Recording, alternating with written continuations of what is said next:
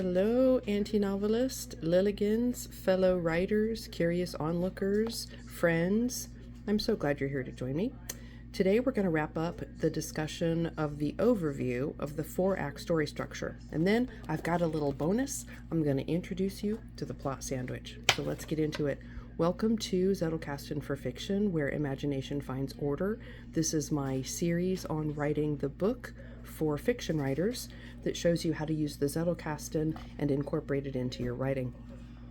So as we get into Act 4, we're going to see we come up to card number 7019, which is giving up. This is where your main character feels like they can't possibly win. So this is the big slump shoulders. They're beaten down right before they gather their strength.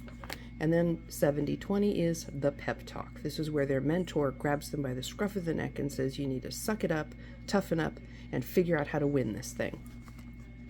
7021 is our final battle. That's where we're gearing up to go into the final triumph of the novel. 7021 is seizing the sword. You'll see I've made a note on this card, transformation. This is where your main character is fully active, participating in their fate, and they've committed to winning it no matter what. 7022, that is your ultimate defeat, the final incident, and 7023 is the unexpected victory. So this is where your hero, your protagonist, gets beaten down maybe one last time, and then they're able to pull out that victory in the final hour and win the story to be the hero. The final card is 7024. That's the bittersweet return. That reflects a little bit from the hero's journey. This is where they're finding their road back. Maybe they're bringing back the prize to hence where they came from. They're gathering the rewards and eking out punishments. They've gotten their answer, and you show them living in the new status quo. Then I've made a note, cliffhanger. This is often where you leave a little breadcrumb that leads your reader into the next book in the series, if you're writing a series. So that gives you an overview of how I use the 4-act plot structure in my plot box. You might remember I adapted Derek Murphy's plot dot system, which has the 24 plot points. I took those and adapted those into my plot box so that I have 24 beats or points by which to navigate putting the early stages of my story together. In the upcoming videos, I'm going to show you exactly how that works. But before we go to that, I want to show you another tool. This is what I like to call the plot sandwich, because it literally looks kind of like a little sandwich. It's 4 standard size discs from a planner disc system. You can buy the discs on their own. These are hole punched with a Happy Planner punch, and they fit down the left margin of a 4x6 card perfectly to make literally a little book. How cool is that? What this does is you can see there's Act 1, Act 2, Act 3, and Act 4, and then there is a tab for each of those little beat markers. So everything that's over in the plot box and that also lives in the corresponding folders where I park things as I'm working on the very early stages of the book, this is the second iteration. So I have the plot box, which is where I'm just taking my little idea cards and I'm just tucking those in, like, okay, I think maybe this card goes around the 1/4 mark, so I'm just going to drop that in there.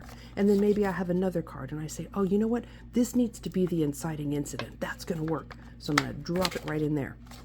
So it's just a quick, easy visual way for me to sequence those idea cards as I'm working on the early parts of the story. Once I get that pretty well dialed in and I have a good sense of my way through the story, that's where the plot sandwich comes in. Number 1, this is not going to fall apart, right? If I drop it, if it falls open, it doesn't matter because the little disc binder holds it together. So this is the next iteration of the plot box, where the plot box is all of my loose note cards. I can tickler file them around, move events and scenes around, etc. These are something that allows me to lock it into place so that I can turn those cards and look at it like a book with pages. So let me just give you an example. Back here behind number 1, The Really Bad Day, I have a card that's numbered 7003 A.2, and it says Clover Unraveled, Branch Sees the Cattle. Okay, so this is a specific scene in my novel. Behind that, I have another blue card, 7003.A.3.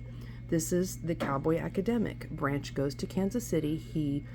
We meet Gordon and Jane, and we meet Branch as a child in a flashback, and he's at the Nelson Atkins. So remember yesterday the little snippet that I read you about Tara taking a walk and going around and confronting the horse fountains, and I showed you how that research played into the scene? This is the event, Branch going to Kansas City and entering the Nelson Museum, that sends Tara going out for a walk, because he checks out the book that she's wanting to look at. So when he checks it out, she's like, ah, dang it, I gotta go do something else. So she goes for a walk. So that's how I start to tie scenes together into chapters. So when I'm ready to start doing the writing, I'm just taking those scene cards, those idea cards, I'm giving them a number based on my numbering system. So this is obviously an iteration of that 7003 card, but this one is A.3, and I'm starting to really dial in those scenes and stitch them together into chapters. The next card is 7003 A.4, right? So that one, A.3, is followed by A.4. This is at Florals and Floss. So when Tara is taking that walk, this is where she ends up. She goes on her walk across the horse fountains, down into the plaza, and she enters the shop Florals and Floss. So again, this is how I'm making notes to myself about how I'm going to stitch those scenes together in the order that I need them to appear for the story.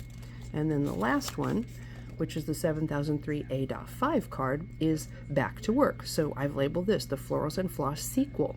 Tara leaves Florals and Floss, and then I've made a note that she faints in front of Branch, and that equals the trio.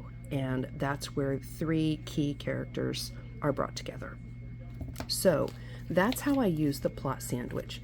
After I have sequenced cards, loosey-goosey, rough drafty, sketching out the story where I think things might go, then I start punching those cards, and I start literally dialing them in so that I can flip those little scenes just like a story and look at them to see if they flow.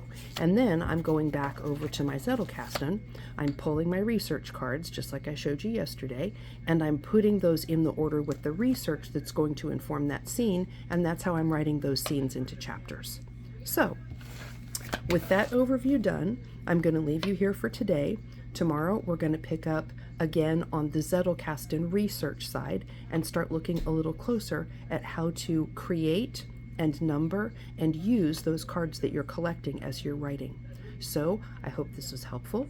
Thank you so much for all of your questions. I am dialing those in and getting answers queued up to answer in video form.